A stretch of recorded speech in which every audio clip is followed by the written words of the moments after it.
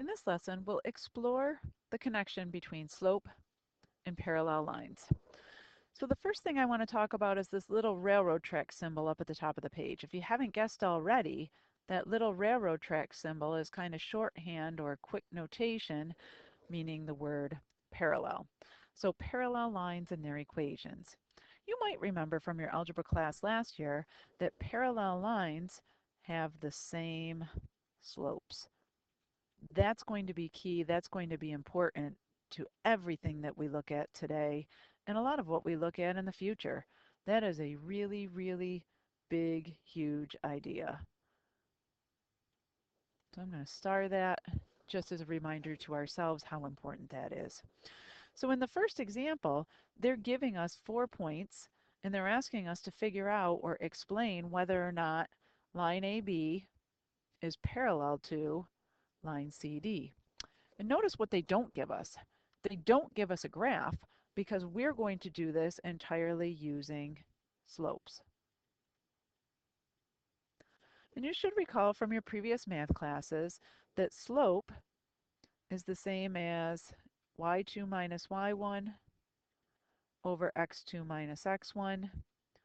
Or perhaps the way you're familiar with seeing that formula is to see it written slope is equal to change in y over change in x. It doesn't make a difference which form of the equation you use, they're both the same. But like with any other formula that we use in here, we're going to write the formula down whenever we use it. So I'm going to go ahead and I'm going to start by finding the slope of the segment that connects points A and B. So slope is either equal to y2 minus y1 over x2 minus x1, or change in y over change in x. So either 9 minus 5 over 5 minus 9 over 3 minus 1. And at this point, one of the most helpful things I'm going to tell you with respect to slope is that instead of doing 9 minus 5 is 4 and 3 minus 1 is 2, I'm going to plug this entire fraction into my graphing calculator. So I've got for the fraction or for the numerator of my fraction, so I'm going to go open up a fraction by hitting Control and then the divided by. And I want the numerator to be 9 minus 5 and the denominator to be 3 subtract 1. So I know the slope of the line that connects those points is equal to 2. Now that I know the slope of line AB, I'm going to go ahead and I'm going to find the slope of the line that connects points C and D. So here I'm going to do 2 subtract 6 over 2 subtract 4. And again, I don't have to worry about the individual computations because I'm going to go right to my calculator. And into my calculator, I'm going to control divided by to open up that fraction. And for the numerator of this fraction, I want 2 subtract 6. For the denominator, I want 2 subtract 4. So my calculator tells me that the slope of this line is equal to 2. So yes, these lines are parallel. As to the how come, because they have the same slope.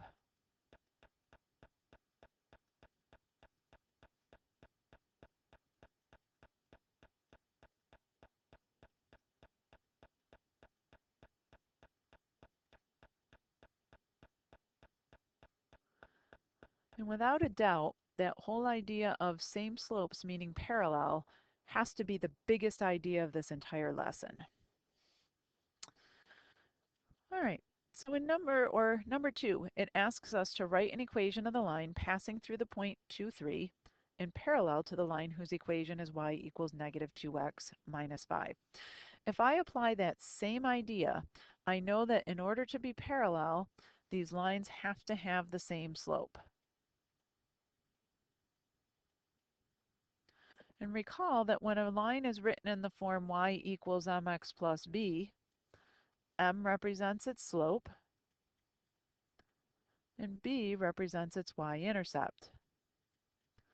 So for the line whose equation is y equals negative 2x minus 5, the slope is going to be minus 2. The y-intercept is going to be minus 5. And if I wanted to, if you're a very visual learner, you can go ahead and you can graph this point, you can graph this line. And it might be interesting to do that just so that we have a picture of what's going on here.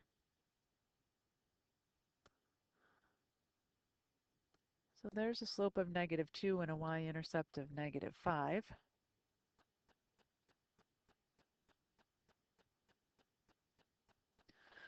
We want the equation of the line that's parallel to that given line, passing through the point whose coordinates are 2, 3.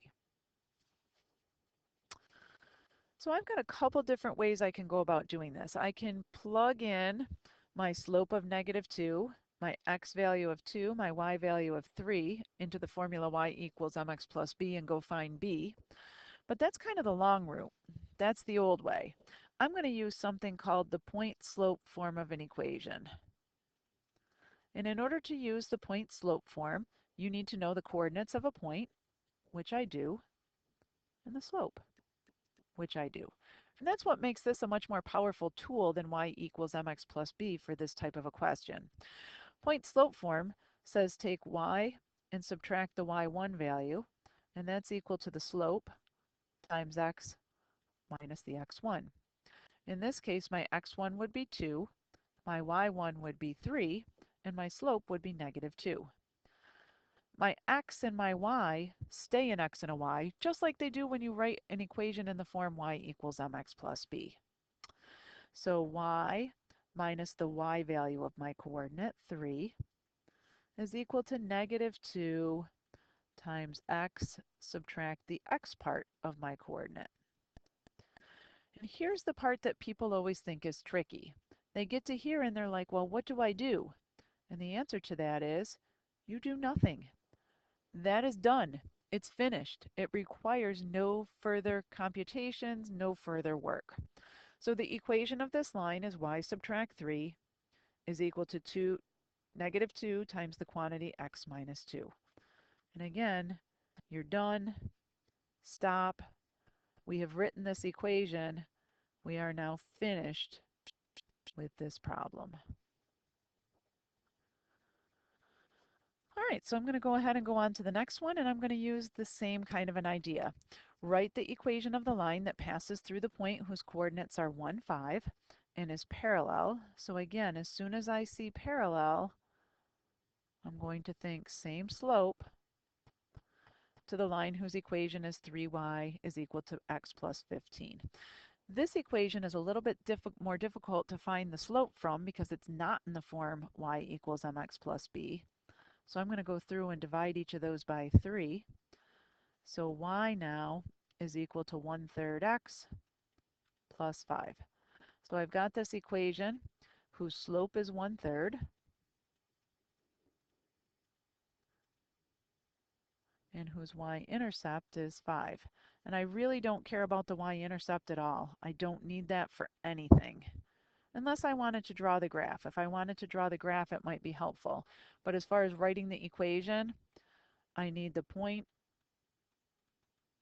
and I need the slope. Well, I have the point. Point is 1, 5, and I have the slope 1/3. So remember, point slope form of an equation says y minus y1 is equal to m times x minus x1. Or y subtract the y part of the coordinate, so in this case 5, is equal to the slope of 1/3 times x minus the x value from the coordinate, or the x value from the ordered pair. And again, at this point, we're done. It's finished. Stop. Call it a day. And again, that's what makes the point slope form much, much, much simpler than y equals mx plus b. All right, folks, so that's about all I have for you.